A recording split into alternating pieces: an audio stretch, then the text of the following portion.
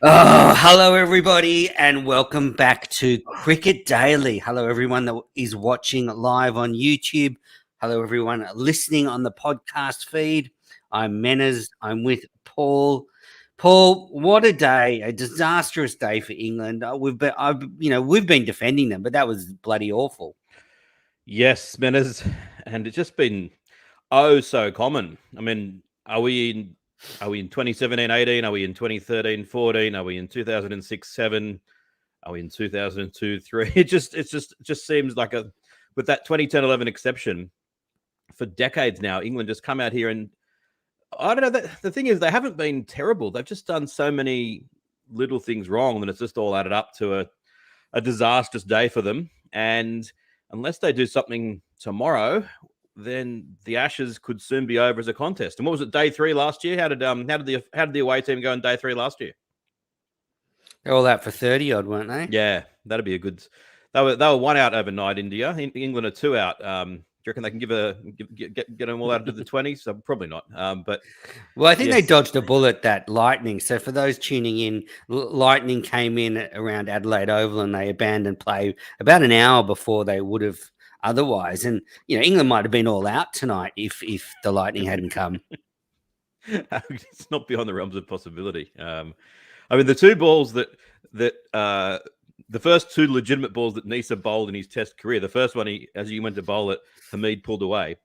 His next ball was one that almost got Hamid bowled, swung away a little bit. The next ball swung in a little bit, and Hamid chipped it to mid on. But they were probably I think the only two balls of the match that I've seen that were consecutive balls in a row that were going to hit the stumps. It's like the bloke on debut knows how to bowl. No one else seems to. Yeah. What a start for him. I mean, let's go back to the beginning of the day. Australia started 2 down and lost 3 wickets in the opening session, but they ended up making 9 for 473. Marnus Labuschagne brought up his sixth Test century. He was eventually dismissed for 103 off 305 deliveries. A fine innings. He's now, I think, he scored the most number of pink ball centuries of anybody. I think that was his third century against the pink ball. So he loves that. And six Test tons. It was a really gutsy knock. I mean, that's a serious number 3 innings. Yeah, and we're just marveling at what a record he's got. He's averaged, I think it peaked at 64 point something during the innings. It's obviously dropped away a little bit since then because of the dismissal, but magnificent. Obviously, he did have some luck. He got dropped twice by Butler yesterday. And of course, the moment of the day today was when Robinson came on, and I think it was 117 kilometers an hour that he bowled. And Marnus Labuschagne nicked it through. This time, Butler caught it. And I was all set to type a tweet. See, proves you that you don't need to bowl 150 kilometers an hour in Australia. You just have to bowl it at the stumps. And then we're going to check the no ball, they say. And I thought, oh, it couldn't be. It couldn't be. And it was, if it had been 2 more millimeters back, it would have been fine. But it was definitely a no ball. And the look on Joe Root's face, I cannot imagine what he was thinking. That was the low point, I think, for England in the entire Ashes so far. Yeah, and I think it just sums up the way this tour has gone for them. But it didn't take him too long to get him. He eventually got him LBW for 103. Then Travis Head came and went for a quick fire 18. All the while, Smith was just chugging along at the other end. And then Cameron Green. And so Joe Root got Travis Head. Travis Head trying to increase the run rate. Just bowled, and then Ben Stokes bowled a Jaffa to Cameron Green, knocked his off peg out of the ground. So Cameron Green was out for 2 off 5 deliveries, his second failure. And there was a little bit of social media activity about Green's technique, whether maybe it's time for the Bison to come back in at number 6 for the next Test match. How to react to those claims, Paul? It's like sort of every Australian person's addicted to getting Mitch Marsh back into the side. Look, I'm not as opposed to it as I once was. His form is superb, but I don't know. It's like some sort of compulsion. His record at Test level is bloody modest, and it was only a day before that everyone's talking about Cameron Green as potentially the next Gary Sobers, and now he's on the scrap heap. Now, I'm not gifted enough to analyze someone's technique. Ricky Ponting was pointing out a flaw in it, so fair enough. But I also think it was, as you said, a very good ball from Ben Stokes. It did move a little bit, hit the top of off stump. And again, it's like, I reckon that Root would have taken him aside and said, "What are you doing pitching it up like that? Don't forget, our modus operandi is a foot above the bails and a foot outside off stump so they can let it go. Like, hitting the top of off stump, that's ridiculous." um, yeah, the technical flaw seems to be with Green, and I didn't hear what Ponting said, but Green seems to just put his foot down the wicket early in the innings, just kind of plant his foot in the same spot. But I mean, he's got 2 Jaffas to start the series. I mean, they've been 2 seriously good nuts. But I do think that's a thing. He moves a bit early and he plants his foot early in his innings until he's gotten into his rhythm. But, a lot of players take a few balls to get going. It's just if you get a Jaffa first up, anyway, so that was Green. So I thought Australia were kind of, in the first few hours of the day, just kind of not meandering, but they seemed to struggle to really get away. But when Alex Carey came out, he made a pretty smart 50, his first 50 in Test cricket, and that kind of started to increase the run rate a little bit. What did you think? Because I thought at one stage maybe Australia was sort of wasting their advantage. Yeah, I thought they probably should have been a little bit more aggressive, but I think that the thing is with the day-night Test matches, there's always that sort of attitude of we want to bat time because we want to have them batting under the lights, even though the stats don't always bear out that it is the hardest time to bat. I think that was their mindset throughout the whole day. So I'm not sure that I necessarily agree with it, but I can see where they're coming from. And in the end, after Carey accelerated a bit and Smith got going a little bit as well, of course, the tail then put on a massive flurry and they ended up getting their overall run rate for the innings above 3 and over. So, I can't really criticize Australia too much. Yes, I thought Smith played a gem of an innings, but he was unfortunate to be out LBW to James Anderson for 93 of 201 deliveries. He had one beautiful 6 over the boundary square leg. He barely hit it hard and just timed it so well. It hit the sand on the full and bounced back. It was a phenomenal shot. Wish they put I didn't see them put the distance tracker on that. On Channel 7 they didn't. I would have been interested as to how far it went on, short square boundaries, but it probably went 85, 90 meters. And as you said, he barely touched it. Oh, yeah, I thought it was a very, very classy innings. And the fact that quite a number of times he was turned inside out a little bit from the balls that stood up, and he was finding it difficult, which I think shows that if Steve Smith's finding it difficult, shows it's a difficult pitch. At one point when he missed one, I think it was Stokes bowling, he went, "Oh, leg cutter," and he's like nodding and really impressed. And he and Marnus were doing a fair bit of that. Marnus at one point, was it during his innings, said, "Oh, well played, Marnus, well played. That was a good one." Or something. Well, and he said something to Roberts. He said, "Oh, that's a good ball. Well, that's a good." It was very disappointing that Smith missed out on his 100. I don't know how he missed that ball off Anderson. It didn't do too much. But it kept really low. Yeah, it did keep a little low, but it cut back. Yes, Smith has an amazing record as captain. It's just phenomenal, isn't it? He averages in the 70s and it continues with this beautiful 93. And then, yeah, you're right, the tail, Stark 39 off 39, Nisa 35 off 24, Joe Richardson 9 off 3. Australia motored, especially after tea. It was, or dinner, or what, the second break. I don't know the terms at the Adelaide Oval. They call it dinner, but it's dinner. It's a dinner that your grandmother would have at that time. Like, it's a bit early for dinner, really. 8-year-old's dinner. Figure bowling for England. I mean, Chris Woke seems to be the one copying a bit of stick. Here's my stat of the day, actually. Yes, go for it. So Chris Wokes, I mean, there's not anything groundbreaking about this stat, but way to sell it. It's the greatest stat you'll ever hear. This is going to be life-changing. Yes, better. So after play today in Australia, Chris Wokes' bowling average is 52.1 and his strike rate is 100.4. That means he's taking 100 balls per wicket. Wow. And in England, his average is 22.6 and his strike rate is 44.5. You look at those two sets of figures and you'd say the first one is a bloke who can't bowl and is just useless. And the second one, you'd say he's one of the great bowlers of the modern era. And obviously he likes English conditions more, but I really thought that he was going to do pretty well under these Adelaide conditions. I don't know just didn't. He just never looked threatening, and even a month ago in the World Cup when we played against him in the UAE, he looked threatening. So I don't know what happens when he comes to Australia. He's like he's Clark Kent and Superman in England. Yeah, great stat. Very revealing. Ben Stokes, probably the best of the bowlers, 25 overs, 3 for 113. James Anderson, 29 overs, 2 for 58.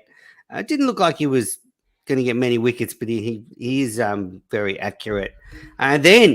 So Australia come out. They've got like an hour and a half to bowl to England.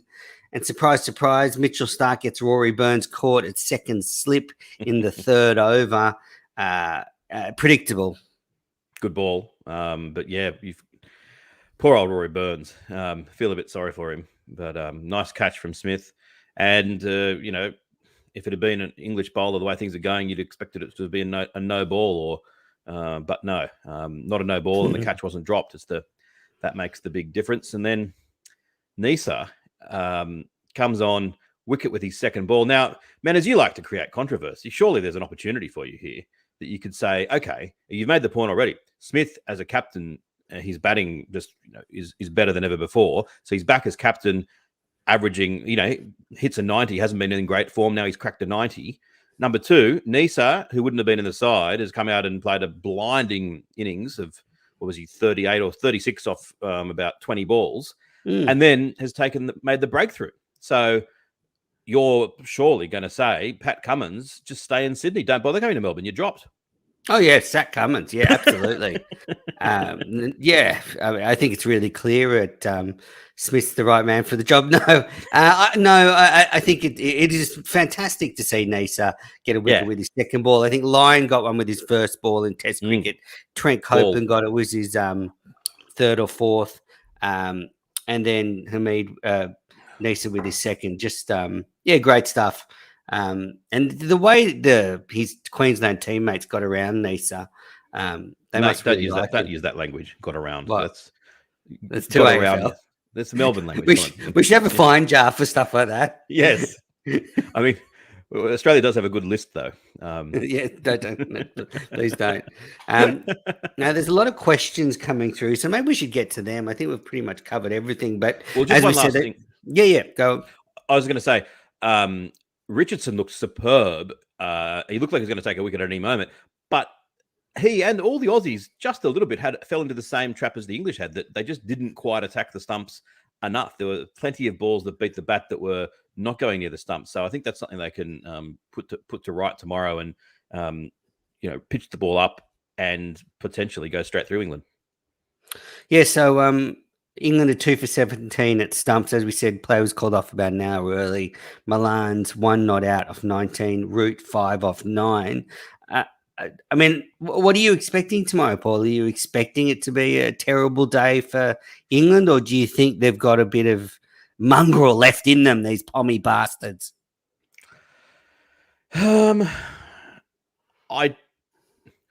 would be surprised if it's a great day for England. I can see it being an okay day for them, but an okay day for them is not enough. That for them to suddenly get back into this Test match, they need a very, very good day. So I can see a day where England finished the day at 7 for 250 or something, and everyone says that's not bad, but that's not going to be, that's not going to get them back into this match. I still don't think this game's going to be a draw. I still think it's going to be a result, and I find it very hard to see anything other than an Australian win. Stranger things have happened though, but I just think that, Australia. I think even Nathan Lyon's going to be hard to play on this surface. So no, I'm expecting England to not get all that many in their first innings. That Australia will then pile up the runs and then roll England, and it'll be 2-0 going to Melbourne. Yeah, that'll be a shame, won't it? Because if it is 2-0, it really, it kind of kills the series. You can't see England winning 3 on the bounce. You could see them winning 2 of the 3 and maybe drawing it, but then it's just a pride thing. It's not going to change the destination of that little urn. Yeah, I mean, it's only ever been done once when the side's been down 2-0 to going back and win it 3-2, and that was with Bradman scoring 2 double centuries in a century. So I suppose the only thing is that they've got that Hobart pink ball test, conditions there. If they get the better of them, if you pencil that in as a win, then maybe they've still got a chance. But yeah, 2-0 going down to Melbourne would be pretty disappointing for the series for sure. Yeah, I know England have a pretty good record at Sydney and Melbourne if you look through historically their results. I know you're the stats man, Paul, but if you look, generally they perform pretty well at those grounds compared to the other ones. All right, go on. You wanted to say something? No, I was going to say when have they won matches in? Oh yeah, I know what you mean. They won the 98-9 match in Melbourne. They won unexpectedly when Ramprakash took that great catch. I mean, they won in Sydney when War made his 100. Yep. And then they won, obviously, in both venues in 10-11. But aside from that, I mean, they haven't won anywhere, really. Yeah. So, that's the point. That's the places that seem to win. All right, so my good day, bad day. All right, firstly, good day, manners, because my wife and kids got on a plane tonight to London for 4 weeks. So I'm going to. If they hear this. Yeah, well, fortunately, there's no internet on the plane at the moment, so I've dodged a bullet. But just a great day for me. Obviously, I love my wife and kids, but it's a break at the best possible time. I'm going to be watching cricket day and night. There's going to be James Bond films. So yeah, good day, manners. Also, good day, Barrett Sundaresan, because he was commentating for SEN when Michael Neser came on to bowl, and Barrett has been campaigning for Neser to get a baggy green for the past 2 years, and he got one, and then he was able to be on the scene when Neser got a wicket second ball. So a good day, Barrett Sundaresan. Surprised he didn't run out with the other Queenslanders and ruffle his hair. Exactly. Bad day. Well, look, this is a bad day. I'm giving it to Alison Mitchell and Dirk Nannes, because I was driving back from the airport listening to the cricket, and they brought up the news that Pat Cummins has been basically being airlifted out of Adelaide back into New South Wales. So he's been given exemption to take himself drive himself to a private plane, and then he's going to be flown back to Sydney on a charter flight and into quarantine here so he can be with his family, which I think is absolutely fine. No problem with this at all. I'm sure he's paying for it. He's got squillions of dollars. Good luck to him. He's earned every penny of it. And if he can do that, and he's got a very young baby, only a few months old, he won't see much of during the summer. So I've got no problem. But Mitchell and Nannes were sort of bringing up the question, is he getting special treatment? I mean, just leave that. Stop this sort of, I don't know, this sort of where you sort of attack somebody for getting some kind of lucky break. Well, I agree with you, although it's probably Cricket Australia paying for it, which is fine. But he's got special treatment, good and bad, hasn't he? Because he wouldn't have been required to be. Would he have been required to stay in a hotel room for 6 days if he wasn't in the Australian cricket team, having been a close contact? Is that everyone in South Australia that has that now? I think it might be everyone in South Australia, but it's come out today that he could have probably started the test match because no South Australian health officials had contacted anyone yet. So he kind of put himself, he owned up to the situation. And yeah, I just didn't like Mitchell and Nannes going into this. I'm sick of this line about cricketers getting it easy. They don't. They've been having it really tough the last 2 years, and Mitchell and Nannes know that. So if you can get Cummins if you can get your Australian Test captain out of a hotel room and back with his family in a time when he's had to miss his second Test match as skipper, that's only a good thing. I always think with these things that as long as there's no person who is suffering exactly as a result, then I'm fine for people in unusual positions to get unusual treatment. And I think that this qualifies for that. There's no one being disadvantaged by what's happened with Cummins. So I have no problem with it at all. And they even had the gall to say that not everybody can afford a charter flight. Well, that's life. I mean, that's capitalism, you idiots. I mean, if you want to go fucking live in communist Russia back in the 50s, you idiots. Anyway, so that's my bad day. We should add, Alison Mitchell's just about both of our favorite commentators. Absolutely. Yeah. So, You should add that in. And I like Dirk Nannis as well. I'm not saying this just to be a sycophant, but for your own sake, if they happen to be listening, it would be sad for them to feel that way. Well, then don't say stupid things. I mean, Jesus, I mean, I'm not the one that said it. All right, here's Aiden R. So I'm going to just pick some of the really good questions because a lot of great comments, but not a lot of them questions. Aiden R. Has England focused too much on the white ball over the last few years, and do they need to rethink their format priorities? What do you think, Paul? It's a good question. It's what a lot of people would say is the truth. I sometimes think, well, has focusing on the white ball, what are the tangible impacts that has had on their red ball game? But I suppose there's been instances where the side has been chopped and changed quite a bit. And given the forensic way that they seem to plan for their white ball cricket, it does seem that they haven't done that with this red ball stuff. Like the first thing, if someone had said to me, if you're the new coach of the England side, what's the first thing you do? I would have said, take all the bowlers down to the nets and stop them from bowling no balls. Like, that's it. I'm not doing anything else. I will now take my check for £1 million.